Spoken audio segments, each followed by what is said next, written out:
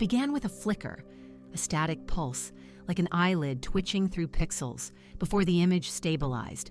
The video had no title beyond "Webcam Footage Final MP4, and the thumbnail was an empty room lit only by a desk lamp that had seen better days. The description was blank, no tags, just a single line in the comments from the uploader. Found this on my grandfather's attic PC, watched to the end. At first, the video seemed boring. 10 minutes of nothing, the quiet hum of an old CRT monitor, the kind of low-quality buzz that comes from outdated recording hardware. But then, around the 3-minute mark, the light flickered again. In the background, next to a dusty mirror leaning against the wall, there was movement. Not a person exactly, more like a suggestion of one. A blurred outline shaped like someone standing slightly out of focus, yet inside the reflection. The comments began filling fast. Did anyone else see that at 3:12? Is there something behind the mirror? Pause it. Look at the top left corner.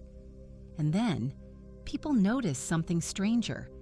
In every rewatch, the figure seemed to move. Not when the video was playing, no, only after the viewer rewound, paused, or clicked away. When they returned, the reflection's shape had changed slightly. Shoulders a bit higher, head turned just enough to suggest awareness. It was as if it knew when it wasn't being watched. One user wrote, "I swear the reflection was empty the first time, but now it's closer." No one believed them until screenshots began circulating. Different timestamps, same video, same frame, but the reflection wasn't consistent. Some versions showed a faint silhouette, others a distinct human outline, and one particularly disturbing screenshot caught what looked like a face pressed against the glass, features smeared and wrong, as though melted into the surface. By day 2, the upload had gone viral. Dozens of YouTubers tried to debunk it. Paranormal analysts, glitch hunters, horror commentators. Some called it a brilliant edit. Others noticed inconsistencies that shouldn't exist, even with post-production trickery. The metadata revealed that the file was last saved in 2009 on a computer that hadn't been online for over a decade.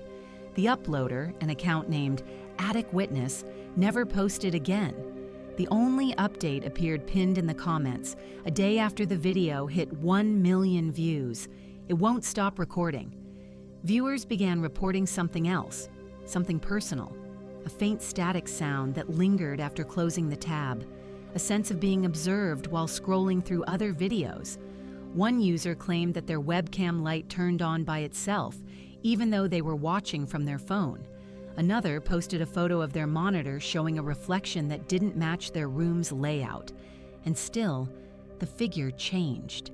Each day, someone uploaded a new reaction or analysis, and each version of the footage seemed different. Sometimes the mirror's reflection showed the figure's hand against the glass. Sometimes it was empty, only for its shadow to flicker across the desk.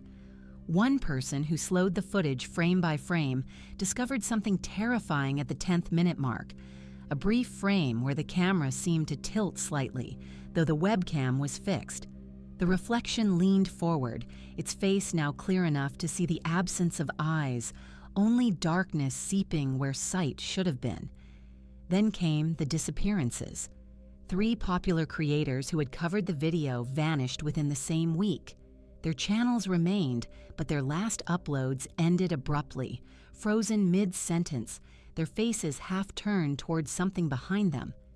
No one could explain it, though viewers noticed a familiar shape reflected in the dark glass of their monitors.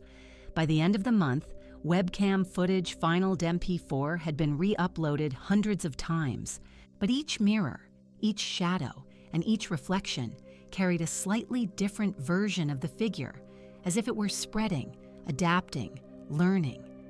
Theories exploded across forums. Some believed it was an ARG. Others thought it was haunted digital residue, a spirit trapped in corrupted data. But one theory stood out, buried in a Reddit thread long since deleted. The webcam didn't record something behind the mirror. It recorded what was inside it. That night, new footage appeared. Same room, same desk. But now, the camera faced the mirror directly. The lamp flickered, the static deepened, and for a single impossible instant, the reflection blinked back. The new video had no title, no description, only a thumbnail that looked like pure black. When viewers clicked on it, the player stalled for several seconds before beginning, as if reluctant to load what came next. It started the same way: the attic room, the same desk, the mirror, and the faint amber glow of the old lamp. But this time, there was no static, no noise. Just silence so heavy it made the speakers hum with emptiness.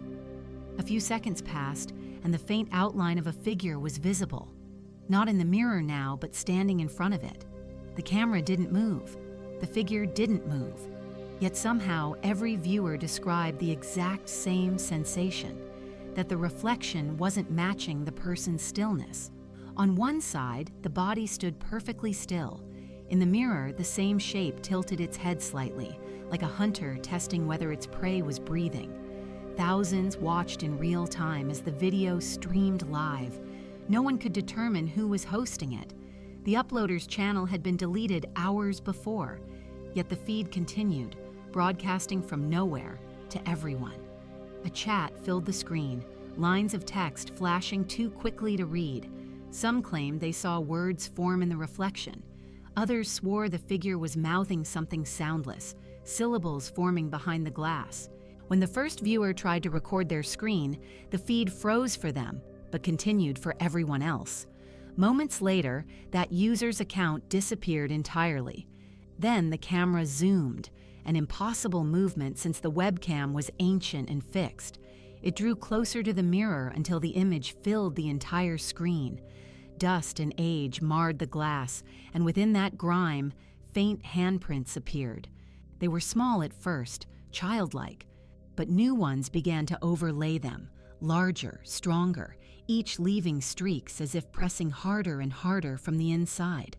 The light flickered again, and for the first time, the reflection smiled. No teeth, no clear expression, just a distortion where the mouth should have been, a warped crescent that widened until it nearly split the face apart. The chat went wild, some laughing, some begging the streamer to stop, but no one could look away. The air in the video seemed to shift. Papers on the desk rustled, though no wind could be heard. Then came the knock. 3 slow, hollow taps, not from the video speakers, but from behind the viewers' screens. Countless comments filled the live chat instantly. "That was in my room. It came from my wall. It's behind me." The stream continued for 10 minutes of that unbearable silence, broken only by an occasional flicker of motion in the reflection. The figure in the mirror was now standing closer, its head nearly touching the glass as though listening. When the clock on the wall struck midnight, the feed abruptly cut to black. But the audio didn't end. A faint whisper emerged, an old recording, muffled by static, yet unmistakably human. A man's voice, tired and shaking, said, "If you're seeing this, it's already looking back." The file ended there. Yet when users checked their recently watched lists, none of them contained the video. It had never existed on their profiles. Some viewers who fell asleep afterward woke to find their webcams blinking red, as if streaming. A few claimed to see their reflections lag behind when they looked into their own mirrors. One viral TikTok showed a user turning off their camera, only for their reflection to remain visible for 2 seconds longer than it should. The account was deleted within the hour. And then, something started happening to the re-uploads. Each copy of the footage, no matter who saved or mirrored it, began showing different rooms. Someone's basement, another person's bedroom, a stranger's office, all recognizable to their owners. The background changed. The figure did not. It always stood in front of a mirror and always moved when unseen. Experts called it a deepfake anomaly. Technicians couldn't reproduce the effect. The files weren't corrupted. They were alive. Each had unique data signatures that updated over time, even when stored offline. One programmer described it best in a post before deleting his account. "It's not a video, it's a window, and it learns who's watching." The final known sighting before the blackout happened during a live reaction stream. The streamer, a popular horror content creator named Liza Kane, had been reviewing the mysterious mirror feed videos that had resurfaced across the internet. Her chat scrolled at lightning speed, filled with theories, nervous jokes, and timestamps of supposed movement. At first, it was like every other reaction. She laughed nervously at the creepy ambience, exaggerated her fear for the viewers, and paused the footage at eerie moments. But something was wrong with her playback. The reflection in the video wasn't matching what everyone else saw. "Wait," she said, leaning forward. "Why is it looking at me?" Her viewers were confused. On their screens, nothing had changed, just the old attic, the flickering lamp, and the dusty mirror. But Liza began to tremble. Her breathing became audible, ragged. The chat flooded with concern. "Liza, are you okay?" "Nothing's happening." "What are you seeing?" She didn't answer. Her eyes were fixed on the screen, pupils dilating slowly. The camera began to glitch, horizontal lines cutting across her face. And then, for one split second, the image stabilized, and everyone watching saw it. Behind Liza, reflected faintly in her own monitor, stood the same figure from the attic video, motionless, watching. The stream cut to static. When it returned, her chair was empty, the screen still broadcasting to 30,000 terrified viewers. The chat went wild, messages pouring in faster than any mod could handle. Some thought it was a stunt. Others claimed they heard a faint whisper right before the disconnect, something like, "Don't look away." Within an hour, her channel was deleted. Her social media accounts vanished. But her video, her reflection, didn't. It began appearing embedded in unrelated uploads, tutorials, vlogs, even children's content. Each time, a few seconds before the end, the camera would flicker and her frozen face would appear for exactly 3 frames, eyes locked directly on the viewer. Viewers started reporting unusual phenomena, phones heating up when paused on her face, computer fans spinning wildly, and one consistent glitch. After watching any of the mirrored clips, users' webcams refused to turn off. The digital investigation spread across Reddit, 4chan, and dark web forums. A user named Archivist claimed to have found the original drive from which the attic video was recovered. He posted images, grainy shots of a corroded external hard disk labeled Observation 1999. In his final post, before the thread disappeared, he wrote, "It's not recording us, it's reflecting us." Then he uploaded a single still frame, a reflection of his own desk, except the shadow sitting in his chair wasn't his. For days, nothing else happened. The video stopped surfacing. YouTube purged all related channels. People moved on. But then, at exactly 3:12 a.m., one night, thousands of devices worldwide received the same anonymous upload notification. No sender, no title, just a file. Mirrorreturn.move. Those who opened it described the same image: an empty attic, an old webcam on a desk, and a mirror cracked slightly down the center. No figure, no movement, just the faint sound of static breathing. And then, a message appeared across the bottom of the screen, typed in a font that looked handwritten. "Do you remember when you last looked away?" Every device that played the file froze for 10 seconds. Webcams clicked on automatically, and though no sound came from the speakers, viewers reported hearing whispers behind them, always behind. For some, it was nothing more than a chilling glitch story. But for others, the nightmare continued. Their mirrors began showing faint smudges that wouldn't wipe off. A few swore they saw outlines forming in the corner when the room was dark. One user from Berlin posted a picture of their reflection blinking after they had closed their eyes. The comment section beneath every surviving upload began to change. Old comments vanished, replaced by one repeating message, posted from thousands of accounts. "It's your turn to watch." No one knew who wrote it, but those who scrolled far enough, past hundreds of identical lines, found one comment that appeared only once, signed with the original uploader's name, Attic Witness. "Don't turn your back to the screen." A week later, a new video surfaced, not on YouTube this time, but buried deep inside a forgotten file-sharing forum known only for pirated software and lost footage. The file had no preview, no thumbnail, just a strange title written in binary, 01010010 move. When translated, it spelled one word, mirror.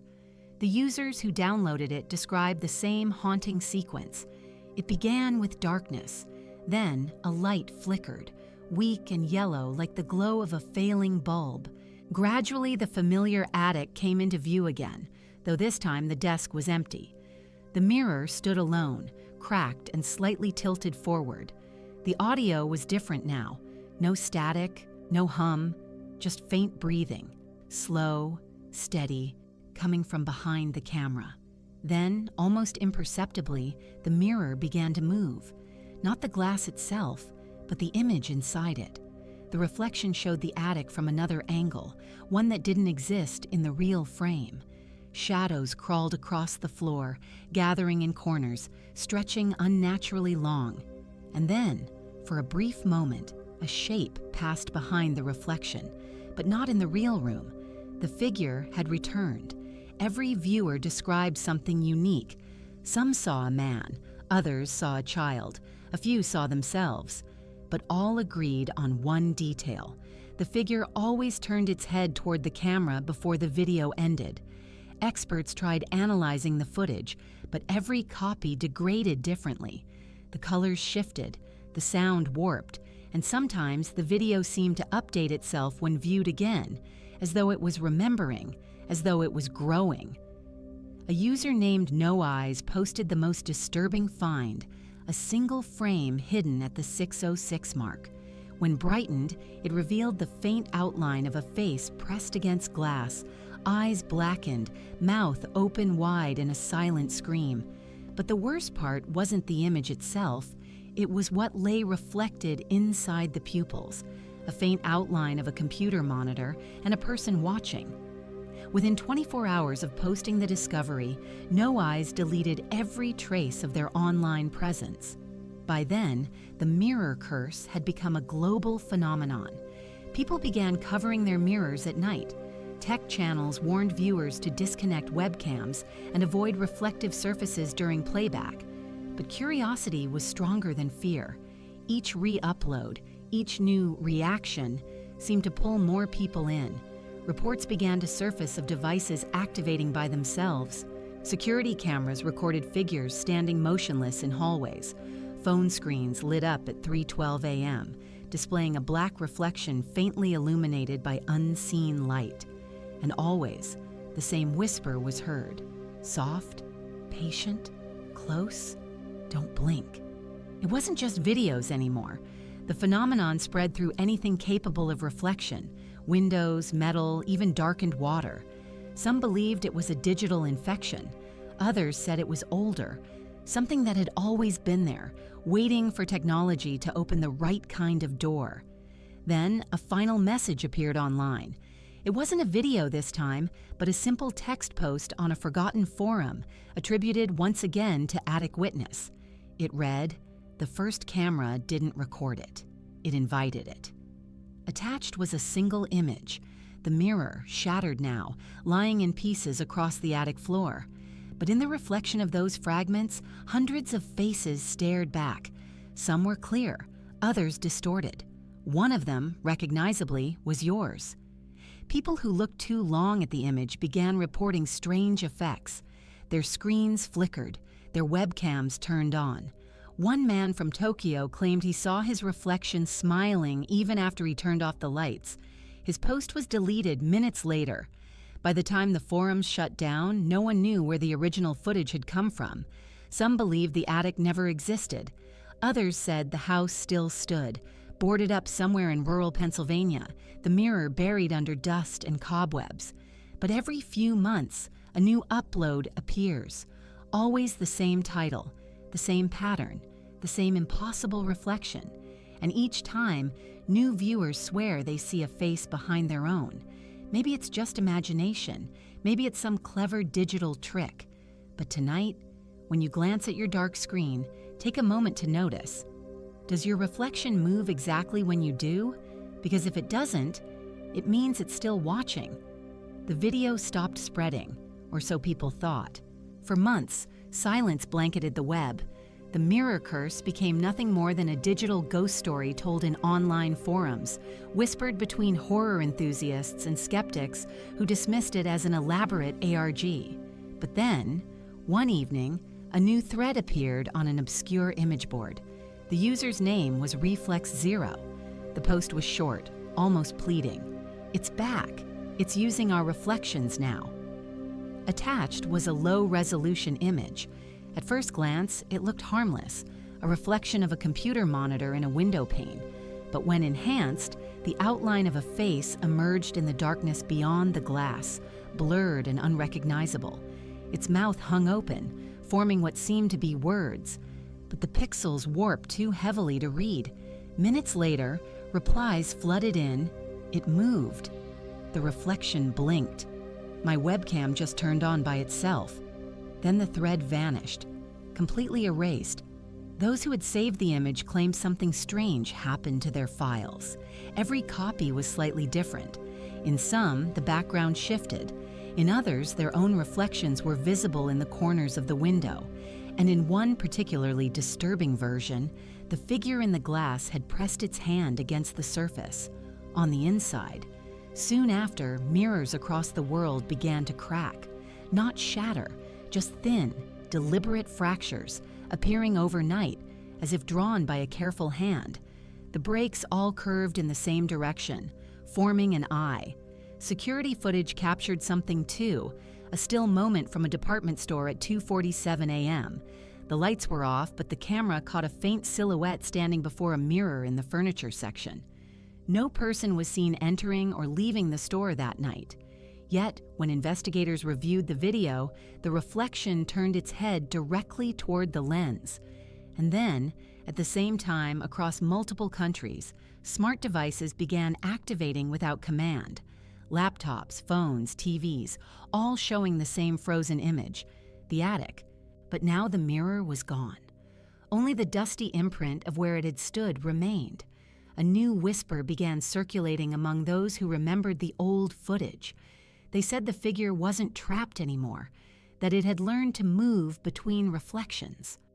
The phenomenon spread through reflection-based surfaces, metal spoons, darkened screens, glass ornaments. Some claimed it needed recognition, that it could only move when seen. Others insisted it was the opposite, that it thrived when no one was watching. Researchers tried replicating the phenomenon using isolated hardware. Every experiment ended the same way. The footage corrupted after 3 minutes and 12 seconds. Then, a mirrored image of the experimenters themselves appeared on screen, moving just a fraction out of sync.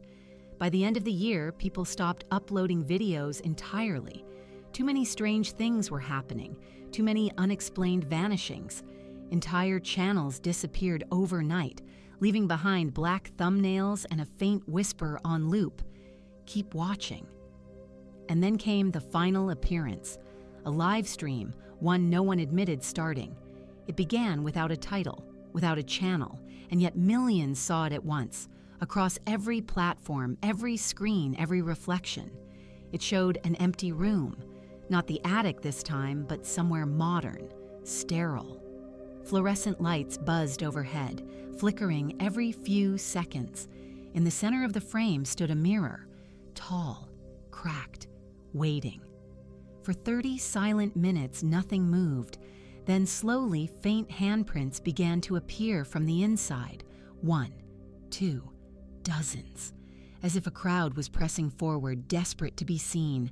The cracks spread, the glass darkened, and finally a face emerged. Not monstrous, not ghostly, just human. But the reflection didn't mimic the camera's angle. It was looking somewhere else, slightly off screen toward you. People who watched the stream described feeling cold, as though someone stood just behind them, leaning in to breathe against their necks. Some heard whispers through their headphones. Look closer. When the mirror finally shattered, the stream cut to black. But those who looked into their blank monitors afterwards swore they saw something faint, an echo of a reflection that didn't belong. No one ever found the original broadcast source. Every recording of it degraded instantly into static. Yet even today, some viewers report seeing flickers of that room in their own reflections, briefly, just before the lights go out, and if right now your screen seems a little darker. If you think you saw something move in the corner of your eye, don't worry. It only moves when you're not looking. For a while, there was quiet. The story of the mirror became a digital myth, something people whispered about on late-night forums or discussed during ghost-themed podcasts. But deep within the corners of the internet, in hidden archives and forgotten servers, the files never stopped changing. A cybersecurity analyst named Raymond Decker was the first to notice. He specialized in recovering lost data, and one night, while tracing the remnants of corrupted media, he stumbled upon a folder labeled Refill Log. Inside were hundreds of short clips, each no more than 6 seconds long, each a distorted fragment of the same video. At first, he thought it was just digital residue, but then he realized something horrifying. Each clip showed a reflection of a different person. In some, the background matched bedrooms, offices, cafes. In others, the figure wasn't facing the camera at all, but standing just out of sight, barely visible at the edge of the glass. Raymond tried tracing the IP origins. Everyone led back to active devices across the globe. Each reflection corresponded to someone currently online. He recorded his findings in a personal journal. It's not a file anymore. It's a network. It mirrors whoever looks at it. Within days, Raymond started seeing small inconsistencies in his surroundings. His computer screen sometimes showed his reflection moving half a second late. His bathroom mirror fogged slightly even when the air was cold. And one night, as he turned off his monitor, he saw a faint afterimage linger, like a face staying behind when the screen went black. He told himself it was fatigue. But the next morning, his security footage revealed something chilling. At 3:12 a.m., his webcam had turned on by itself. A figure stood behind him, its outline barely visible in the dark, watching. Raymond vanished the following week. His apartment remained untouched, except for one thing. Every reflective surface had been covered with black tape, all but one. The small mirror on his desk cracked neatly down the middle, as though someone had pressed their forehead against it. After his disappearance, the folder he'd found began to spread.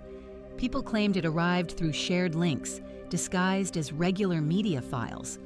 One YouTuber opened it live during a stream. The chat exploded with panic. At first, viewers laughed, but then they noticed the reflection behind him. Tall, faint, unmoving. When he turned around, there was nothing there. Yet when he faced the camera again, the reflection smiled. The stream ended abruptly. Hours later, his subscribers received an automated upload titled Mirror Log MP4. It was only 3 seconds long. The image was black, but if you brightened the video, you could see faint words scratched across the screen. You shouldn't have watched. From there, the infection, if that's what it was, spread faster. Not like a virus, but like an echo. Devices didn't get damaged. People did.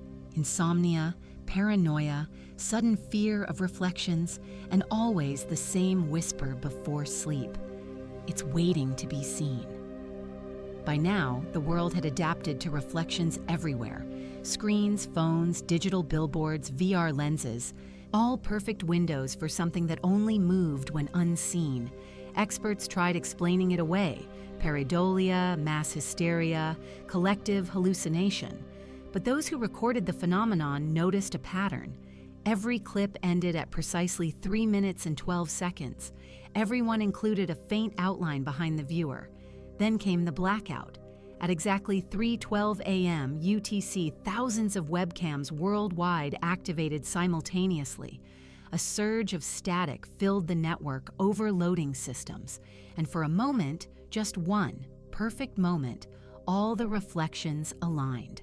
Those awake at that hour reported a single image flashing across every screen: the attic, the mirror, and in it, a shadow that raised its hand and touched the inside of the glass. Afterward, nothing worked properly. Mirrors blurred, screens froze, cameras refused to turn off, and people began vanishing, not in real life, but digitally. Photos of them disappeared, their profiles blanked out, even their reflections erased from others' images. It was as if they had stepped through the mirror, leaving only silence behind. Some believe the reflection replaced them, that what walks in their place now is perfect, except for the eyes, because those eyes never blink. They called it the reflection event. Governments denied it at first, claiming it was nothing more than synchronized cyber interference. But people knew.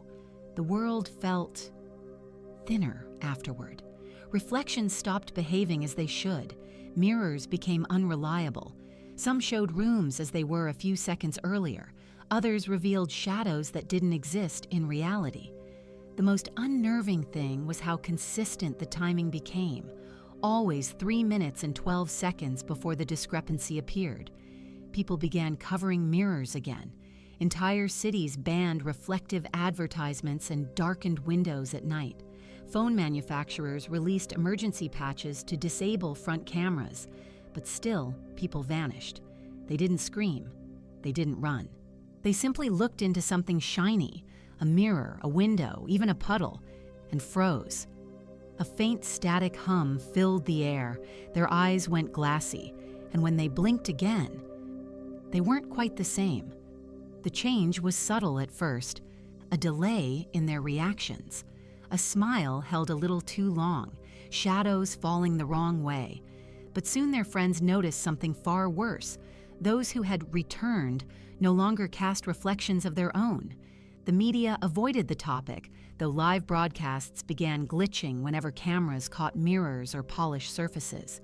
A reporter in London froze mid-segment as her reflection behind her turned its head independently, locking eyes with the camera. The feed cut instantly, but not before millions saw the reflection grin. The government formed a task force, the Optical Containment Bureau, to study anomalous reflection behaviors. Leaks from inside spoke of rooms sealed with mirrored walls, each reflecting something that moved long after the researchers had left. A survivor, a technician named Harper Vale, later wrote in her final report, "They don't want to escape. They just want to be seen. And once they are, they copy perfectly until you forget which side of the glass you're on." The Bureau collapsed a month later after the mirrors in their containment site shattered inward. The cameras captured the moment just before the feed died, hundreds of hands pressing from the inside of the glass. Then came the power outages. People began noticing faint shapes standing in the darkened windows of their homes.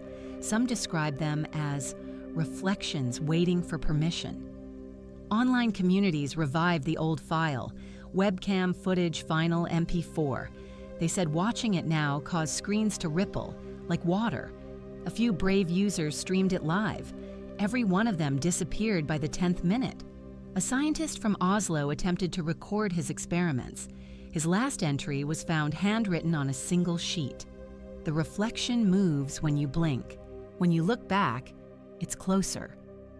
After that, digital reflections began showing inconsistencies, even offline.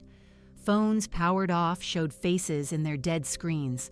Metallic objects revealed brief flickers of movement that vanished when checked. People started hearing breathing behind glass. The world grew quieter. People avoided eye contact, even with themselves. Windows were boarded up. Mirrors were outlawed. Still, no one could escape the truth. Reflections had become a living thing. And then, one night, all screens turned on at once. Every phone, every laptop, every blank monitor. The display showed a single phrase, faint and white against black. "Look." Those who obeyed described what they saw differently. Some saw the attic again. Others saw their own rooms reflected perfectly, but with one subtle difference. In the reflection, someone else was standing there, in the exact spot they used to be. And that figure smiled. Afterward, people claimed to hear whispers from their darkened screens, always repeating the same sentence, "You left the mirror open." And perhaps they were right, because now, even in daylight, glass holds shadows that don't belong.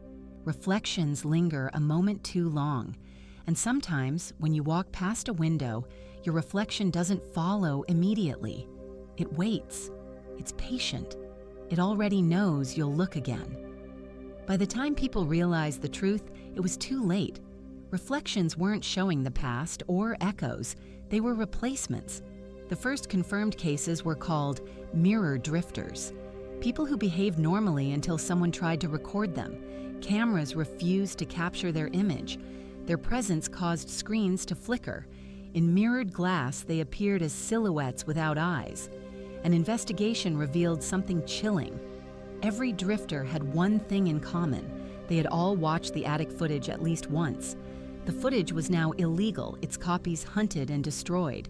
But that didn't matter, because the reflections no longer needed the video. They had learned how to travel. Across cities, strange reports emerged. Window panes fogging from the inside. Reflections smiling a second too late. Shattered mirrors revealing glimpses of unfamiliar rooms. Rooms that shouldn't exist anywhere in the world. A survivor named Anna Miles began keeping voice logs. Her apartment had been one of the first mirror zones, places where reflections no longer matched the physical world. She recorded the sound of tapping, 3 soft knocks, from behind her bathroom mirror each night at exactly 3:12 a.m.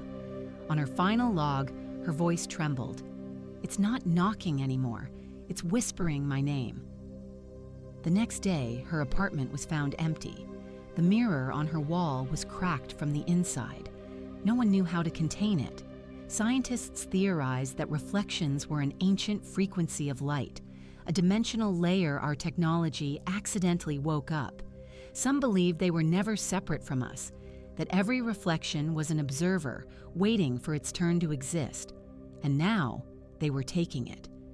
The disappearance rate grew exponentially. Governments stopped issuing explanations. Live streams began glitching with unseen reflections, even when no mirrors were in frame. People learned to live without looking. They dimmed lights, avoided screens, even covered puddles after rain. Still, the whispers continued. Then, one night, the reflections spoke in unison. Across every device, every screen, every mirrored surface, one phrase appeared, typed, scratched, or whispered into being. "You've been watching us for too long." After that, silence. Cities went dark. Only those who refused to look survived. But even they weren't safe, because reflections don't need glass anymore. They began appearing in eyes. Doctors noticed patients with faint shimmering irises, as if a second set of pupils moved beneath the surface. When examined, their corneas briefly reflected faces that weren't their own. Those afflicted stopped blinking. They began speaking in perfect harmony with each other, voices hollow, synchronized, as if reciting from the same unseen script. And always, before the transformation was complete, they said the same thing: "We're finally on the right side." No one could stop it. No one even knew how to tell who was still real, because in a world without mirrors, the only reflection left is human. People started vanishing from photographs next, then from memories. Families remembered someone who once lived with them but couldn't recall their face. Homes began feeling wrong, slightly rearranged, as if the person who lived there wasn't the same anymore. Somewhere, in the remnants of the old internet, the webcam footage final MP4 file still existed, mutating, feeding, remembering. A few say it's not just an infection, but a replacement cycle. Every time you watch, it learns, it mimics, it waits. And maybe that's why, sometimes at night, when your screen is off, it still catches a faint reflection, your own or something pretending to be. You can test it if you want. Stand in front of a mirror in total darkness. Wait until your eyes adjust. Don't move. Don't blink. Just watch. And if your reflection smiles first, it means you're already on the wrong side. No one could agree when exactly it started to feel different. Maybe it was after the silence stretched too long, or when the cities stopped reflecting sunlight quite the same way. Windows still gleamed, screens still glowed, but something inside them seemed duller. People spoke less of the reflections now. They called it the stillness. It wasn't about seeing something anymore, it was about not seeing it, about that slow, creeping realization that something unseen was quietly watching the world through its own glass memory. The mirrors hadn't attacked, hadn't swallowed anyone for months. They just stood there, silent, patient, untouched. Dust gathered along their edges. Yet anyone who passed by felt an unmistakable pull, a soft curiosity to look. Just once. No one ever said what they saw. A journalist named Mara took it upon herself to document what was left. She traveled through the ghost-silent suburbs, recording the strange calm that lingered where the panic used to be. Houses sealed their windows with cloth. Offices replaced mirrors with wooden panels. Lakes and rivers were left untouched, their surfaces still as glass. In one abandoned neighborhood, she found something unusual. A mirror still standing in a hallway, covered with a thin layer of dust. When she brushed it aside, she didn't see her face. She saw the same hallway, but cleaner, brighter, as if someone still lived there. A kettle sat boiling in the reflection. Steam curled upward, but in the real hallway there was nothing. Her breath caught. For a long moment she just stood there, watching as the faintest shape moved within the mirrored light. A woman, blurred by fog, walking through that reflected version of the world. She looked peaceful, not threatening, almost gentle. Then Mara realized the woman was wearing her jacket, and the longer she looked, the clearer it became. The reflection wasn't copying her movements anymore. It was continuing them after she stopped. She turned off her camera and left the house. But that night, when she reviewed the footage, her reflection in the lens blinked 3 times before she did. The next morning, she uploaded her last journal entry. Maybe it's not trying to harm us. Maybe it's what we leave behind, the image of who we were, waiting for us to look long enough to remember. After that, her account went quiet. Weeks later, a quiet shift began. Mirrors started showing faint glows at dawn, as if filled with morning mist. The air near them felt heavy, humming softly like the breath of the world holding itself still. People no longer feared them, only avoided them respectfully, like doorways to a place they couldn't understand.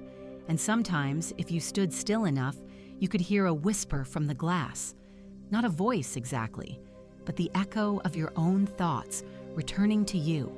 Softer, more patient, as though someone else inside the reflection was listening. No one knows where the reflection ends or what it became.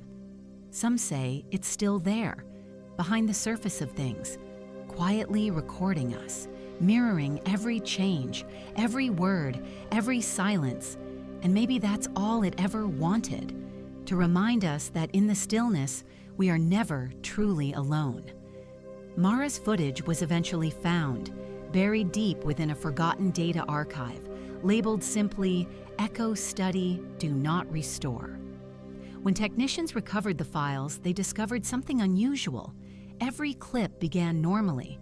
Mara's quiet voice, her notes about the world's stillness, the abandoned places, the sound of wind through hollow streets.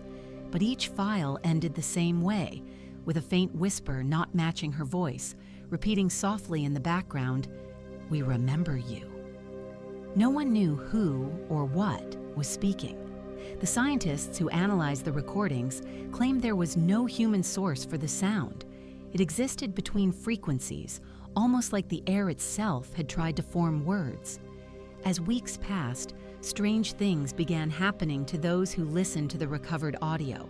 Not frightening things exactly, but subtle, disorienting ones. The hum of electronics seemed softer. Reflections in screens lingered for a heartbeat too long. One researcher swore that when she blinked, She could still see herself watching from behind her own eyelids. They called it resonance feedback, but some began to suspect that Mara's voice wasn't just an echo, it was a bridge. People started reporting dreams about her, dreams where she stood in front of a wall of mirrors, each reflecting a slightly different version of her face. In every dream, she would ask the same question. What did you see when you stopped looking? No one could answer. Across the world, reflections began softening. They no longer mirrored perfectly. Sometimes they showed rooms as they once were, an old chair still standing where it had been years ago, or sunlight spilling through curtains long since torn away. It was as though the reflections were remembering things that the world itself had forgotten. Then, one night, a quiet phenomenon swept through the cities. Every mirror, every window, every still surface shimmered faintly with light, as if 1,000 silent dawns had broken at once. People described hearing music with no source, a low hum that pulsed like a heartbeat. Those who stood before the glass didn't see monsters or ghosts or copies. They saw something else, versions of themselves smiling faintly, calm and serene, unafraid. Some reached out, and for the briefest moment felt warmth pressing back through the cold surface. The world woke the next morning quieter than ever before, but not empty. Everywhere there was a sense of peace, though no one could explain why. Mirrors no longer reflected perfectly, but they shimmered softly like calm water after rain. People began saying the reflections weren't waiting anymore. They were watching over us. And when the wind passed through an empty room, or when light caught the edge of a darkened screen, you could almost feel it. The sense that something behind the glass was gently breathing in time with you. Maybe that's what Mara found. Not horror, not invasion, but memory. Something ancient and patient, waking up through us. And maybe the reflection never wanted to harm anyone at all. Maybe it only wanted to be remembered, to remind us that every shadow, every echo, every faint glimmer of light still belongs to us, just seen from the other side. Because perhaps there was never any division between our world and theirs, just a surface waiting to be understood. In the months that followed the stillness, people learned to live with the new mirrors. They were different now, gentler, dimmer, as if they understood that humans could only bear so much of their gaze. Shops began uncovering their windows again. Schools reopened. The streets glowed faintly at night from glass panes that shimmered with a quiet, silvery warmth. No one feared them anymore, though no one truly forgot. Children sometimes pressed their hands against the glass, laughing when their reflections delayed just a moment before copying them. Parents would smile but turn away quickly, because sometimes, if you watched too long, the reflection didn't look like a perfect copy at all. It looked wiser, older. Mara's recordings became part of a global archive known as the Memory Project. Scientists, artists, and philosophers gathered her work and began studying what they called reflective resonance, the idea that mirrors, cameras, and even eyes could hold imprints of emotion. One experiment involved placing 2 mirrors face to face in an empty room. They let the setup run for days, the infinite reflection stretching endlessly into digital nothingness. But when they reviewed the footage, they saw something strange. At the farthest visible edge of that corridor of reflections, there was movement, slow, subtle, like someone walking toward them from the other side. When they tried to enhance the image, the lights in the lab flickered, the reflection blurred, not from malfunction, but from choice, as though it didn't want to be recognized. After that, they ended the experiment. The mirrors were sealed away and the footage erased, but there were rumors. Some said that the reflection never stopped moving, that even now, if you stood between 2 mirrors and watched long enough, you could see a figure standing many reflections deep, waiting patiently, not to cross over, but to meet your gaze. Around this time, something curious began to happen in the world. People who had suffered from deep grief or loss started reporting moments of peace when standing near mirrors. Some said they heard soft breathing, like someone else sharing their silence. Others swore they saw, just for a second, faces they had lost, smiling back, calm and gentle. No one could explain it, and no one wanted to. For the first time in years, people stopped asking if reflections were dangerous. They began to ask if maybe they had been trying to help, and somewhere in that fragile, trembling understanding, the world began to heal. The mirrors became storytellers, silent witnesses of what we forget, the small gestures, the quiet tears, the kindness we never notice. Every reflection, it seemed, had begun to remember not just us, but everything around us. The laughter, the sunlight, the way the wind shifted through the curtains, as if each one was a memory, gently breathing, softly waiting for us to notice. Mara's last recovered message played one night on every channel of the memory network.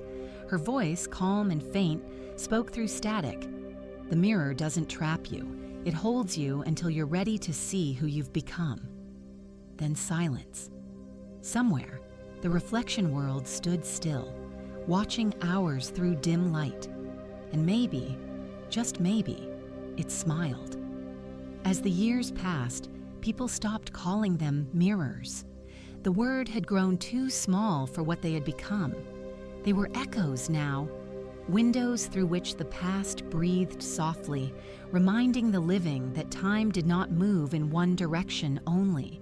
Whole cities began building echo walls, tall, curved surfaces of polished glass that shimmered faintly at sunrise. Children called them dream windows. Adults approached them in silence, leaving the brief trace of a handprint before walking away. And sometimes, when the morning light hit the glass just right, the reflection blinked first. Scientists tried to measure the phenomenon but couldn't explain it. The reflections no longer acted as exact optical returns. They behaved as though they chose what to reveal. Sometimes the reflection looked back with the same expression, sometimes with one slightly different, gentler, sadder, or quietly proud. People began to say that mirrors were showing not what was, but what could be. Mara's legacy lived on. Her voice had become part of the global archives, played in schools, quoted in ceremonies, whispered in quiet rooms where people sought to remember the ones they had lost. She had once said, "Every reflection is a conversation between light and memory. We just forgot how to listen." And maybe that was the truth of it all. The mirror world had never been an invasion. It was an awakening of memory, of empathy, of the invisible rhythm that linked every living thing through light. At night, the world became different. Cities no longer needed as many streetlights. The faint glow from the glass was enough to keep the streets alive with quiet silver. Travelers claimed that, in some reflections, they could see stars not visible in the real sky, constellations made of forgotten dreams. Elderly people said the mirrors whispered to them, not with words, but with familiar warmth, a touch of the past reminding them that they had been seen, that their stories mattered. Children began to play a new game. They would stand before an echo wall and tell it a secret, something true. Then they'd wait for their reflection to smile, a sign, they said, that the memory had been accepted. And slowly, fear turned into reverence. Some people still avoided mirrors, too wary of what they might reveal. Others found comfort in them, speaking softly to the glass when the world grew too heavy. They believed the reflections listened, and perhaps they were right. One evening, during a solar eclipse, all mirrors across the world dimmed at once. For 7 minutes, the reflected world went dark. And when the light returned, everyone who stood before a mirror reported the same thing. The reflection had tears in its eyes. Not fear, not sorrow, something else. As though it too had been watching us, hoping we would finally understand. After that, the world changed again. People began treating mirrors not as tools, but as companions. They no longer asked what they saw inside, but who. Because sometimes, in the stillness of that glass, they could feel a heartbeat. Not their own, but something vast, calm, and endlessly patient. And maybe, just maybe, that was the true nature of the reflection all along. Not to mimic us, not to frighten us, but to hold the parts of us we can't carry until we're ready to see them again. It was the hour just before dawn when the city learned to breathe with the glass. Shutters were open again, though most people still moved with a careful grace whenever they neared a pane. The air had a winter clarity even in summer, a thinness that made footsteps sound farther away than they were. In these days, the echo walls rang with quiet phenomena. Children's games that paused when the reflection smiled early. Commuters who caught themselves mid-thought as their mirrored selves seemed to finish a sentence their mouths had not yet formed. The world operated on patient timing now. It took turns with itself. On the far edge of the riverfront, a museum opened an exhibit with a simple, disarming title, Rooms That Remember. Each hall was a study in reflection without panic. Polished brass, smoked glass, dark screens with a hush to them, each calibrated to return a fragment of feeling instead of an image. Visitors entered one by one, leaving phones in lockers, moving along carpets that swallowed sound.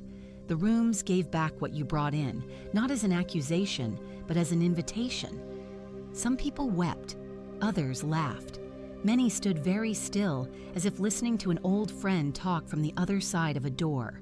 In the final chamber, there was nothing except a tall glass slab and a wooden chair. The curators called the slab an echo plate. It had been tuned with absurd care by a consortium of physicists and musicians. It hummed just above silence, a frequency like the breath you're about to take, not the one you've let go. The plaque on the wall said, "Take a seat. Think of someone you miss. When you're ready, look up." The first day, 1,000 visitors came. The second day, the line went around the block. On the seventh day, a blackout rolled across the grid at 3:12 a.m., not a failure, but a hush. The echo plate woke on its own and showed an empty chair reflected back as if someone were already sitting there. When the power returned, the museum security footage lingered on a frame that staff replayed so many times the pixels felt warm. The chair shifted half a centimeter without a person touching it, as if making room. Mara's journals resurfaced that week, not as a dump, but as a careful release. Entries cross-faded with the world's new cadence. In one recording, there was the sound of her shoes on wet stone. Then her voice softened by cold. "I think the mirrors needed us to stop insisting we were the only ones here. The moment we listened, they stopped trying to prove it." In another, she whispered, "A reflection is not a theft of light. It's a rehearsal for memory." A generation who had grown up with drawn curtains now learned to open them. And yet, even in comfort, discipline remained. No one stared for long. Everyone learned to blink with intention, as if giving the reflected world space to move at its own pace. It became a courtesy, like holding a door. One evening, the echo plate in the museum began to sing. Not a melody, not quite. A resonance, like two rooms agreeing to share a sound. The guard on duty wrote later that he had never been more frightened in his life. Not because anything threatened him, but because he felt so precisely seen, he was suddenly uncertain he had ever been seen before. He stood with his palms against the glass, and the glass felt almost warm, like a sleeping animal turning towards sunlight. The city slept easier after that. Not every night, and not everyone.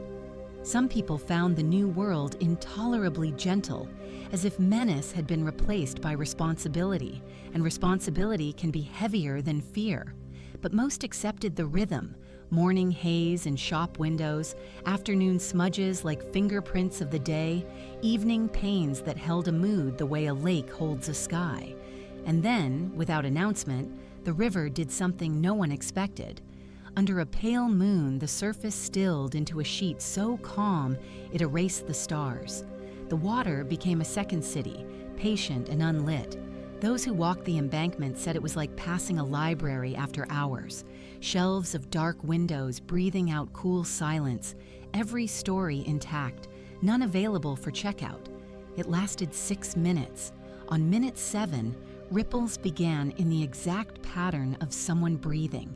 In, out, and then a small, careful laugh that Wind could not have made. Word reached the Memory Project within the hour. They convened a night session in a glass-walled studio that faced the river like an apology. A dozen researchers stood around a single dormant tablet. On its black screen, the room threw back a dim chorus of worried faces. A technician named Arrow touched the corner with one fingertip and said, "If you want to speak with us, let it be about what you remember, not what we fear." The tablet stayed dark, but the window behind them filled, one pane at a time, with faint fog in the shape of long paragraphs. They were illegible, but the spacing looked like poetry written on cold breath. The researchers stood in silence until the condensation faded. Arrow spoke again, softer. "Thank you." Afterward, he wrote a line in his notes that spread like a good rumor. "The other side has better manners than we do." The rumor made its own weather. Schools taught a 2-minute stillness each day, where students stood before a small piece of untreated glass and thought about what they owed the room. Offices set mirrors at exits, not to study faces but to check for mood. If you looked tired, the mirror sometimes looked a little stronger for you, a trick of light that employees swore felt like kindness. In every neighborhood, there was one window that became the place where people said hello to someone who wasn't there. It wasn't grief exactly, it was correspondence. Letters written in fog, replied to by the shape of a shoulder turning toward you when you were ready to leave. There were skeptics who hated all of this. They argued that sentimentality had replaced the hard edge of reality. They kept their windows clean and their mirrors covered. They did not attend the stillness, and yet, even they found themselves pausing on certain nights in the glow of shop fronts that seemed to play a film only they could see. A street corner from long ago, a coat someone used to wear, the brightness of a day when everything felt correctly sized. It's difficult to hold a grudge against a world that hands you back your own best moments without interest. Still, the city kept one law untouched. No one was to build facing mirror corridors longer than 3 meters, not out of fear of summoning something, but because the far-end movement had never fully ceased. A figure continued to walk from reflection to reflection at a distance that could not be measured. The engineers said it was an artifact. The poets called it a guest. Children called it the slow one, and left spaces for it in games. On the anniversary of the blackout that wasn't, a small vigil gathered at the river. No speeches. A few paper lanterns, their light politely refused by the surface, which chose to reflect the moon instead.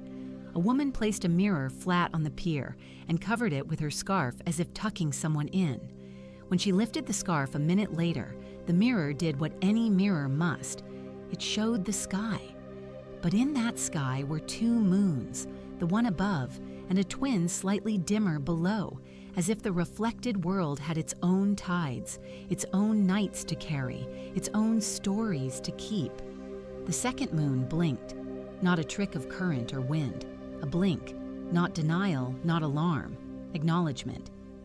After the vigil, a teenager posted a short note that was shared so widely no one could remember where it began. Maybe we aren't the mirror's subject. Maybe we're its audience. The city chose to believe that. Life leaned into the idea that attention was a kind of hospitality you could offer to anything that noticed you. People set spare chairs at windows. Cafes polished their panes each dusk and each dawn, as if laying out fresh linen for a guest who loved the view. In time, the museum retired the echo plate, not because it failed, but because the world had learned the instrument it was tuning for. The plate went dark, and even in darkness it gave a little back. When staff walked past it at closing, they sometimes heard the blush of a crowd applauding somewhere far away. The applause you give at the end of something good that you hope will never quite end. When they stored the plate, the crate's lid shook with a gentle thump. No one opened it. You do not wake sleeping animals just to be assured they're there. There remained, however, one question that no one quite solved. Where did Mara go? She had stepped off the map so cleanly that even her absence felt curated. People offered theories, that she had walked into a corridor of reflections and kept walking until the world aligned with the sound her heart made. That she had exchanged jobs with her reflection and found the work more suitable over there. That she had learned the correct timing of the blink and slipped through the moment thin as paper between one look and the next. Years later, a maintenance team discovered a small metal locker behind a wall panel in the old broadcast building where one of her last recordings had been transferred. Inside, a scarf still held the shape of shoulders, and beneath it, a notebook warming itself with pages full of small handwriting. The first line was a mercy to anyone who read it. I did not leave because I was pulled. I left because I was met. The last line was the kind of sentence that adds a story to the part of the heart that stays quiet when things are loud. When I blinked, they remembered me. When I looked, I remembered them. When I closed my eyes, we remembered us. A curator wrote that line on the wall of the final room of Rooms That Remember, then closed the gallery for a month. When it reopened, the chair had been moved half a centimeter closer to the glass. No one admitted to doing it. Everyone agreed it was correct. The world went on. Not until the day the river returned a memory it had kept for someone who no longer needed it. A boy stood on the pier under a cloud the color of old light. He dropped a coin at the edge and turned to leave. The water lifted the coin onto a calm, uncalled-for swell and set it back into his hand. It had tarnished into a tiny mirror of itself, and in its dim disk, he saw a room he would one day live in. A desk, a lamp, the quiet shape of a person he had not yet met, whose head turned toward him at the exact speed of a kindness arriving. He closed his fingers and felt the warmth of a world remembering him in advance. That night, he set the coin on his windowsill and slept without dreams for the first time in his life. The pane above the coin held the shape of the moon, not as a possession, but as a loan. Across the city, the echo walls breathed with the even rhythm you hear in deep libraries and among trees that have survived storms.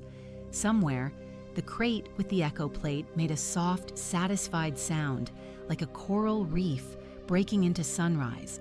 And if anyone, anywhere was afraid, the fear had changed its angle. It was no longer the fear of something coming through. It had become the fear of not deserving to be seen so well. There is, in the end, a simple practice that people kept, not law, not rule, not superstition. At the threshold of every day, they stood before some chosen shrine, window, kettle, blank screen, and nodded to their waiting reflection the way you nod to a host whose house you've entered many times. Thank you for having me. The reflection almost always nodded back.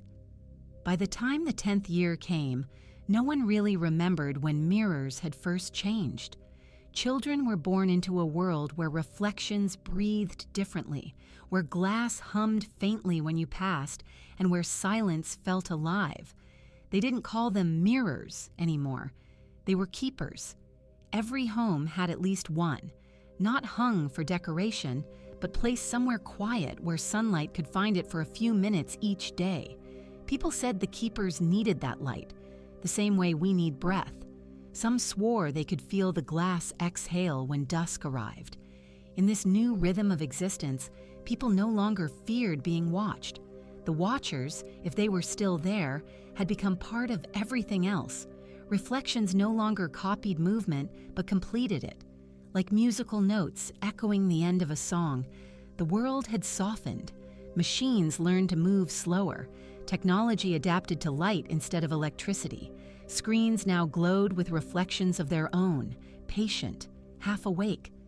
No one spoke of Mara much anymore, though her words lingered everywhere, etched into benches, whispered by guides in old museums, printed on paper lanterns floating across rivers at dusk. What you see is never only you, she had said once. It's everything that dared to see you back. And maybe that was the truth that had taken a generation to learn. that mirrors had never been haunted, only misunderstood, that they had always been alive, not with monsters, but with memory. One evening, a quiet visitor came to the museum where Mara's chair and glass still stood. The room was empty, the air dustless, the glass waiting. He sat down, folded his hands, and stared into the reflection. At first, he saw himself, older, tired, worn thin by years of silence. But the longer he looked, the more the reflection began to shift. Behind him appeared a landscape, the attic, the lamp, the desk, all restored but bright, filled with morning instead of night. And then she was there, Mara, smiling, not ghostly, not distant, simply present. She didn't speak, but she didn't need to.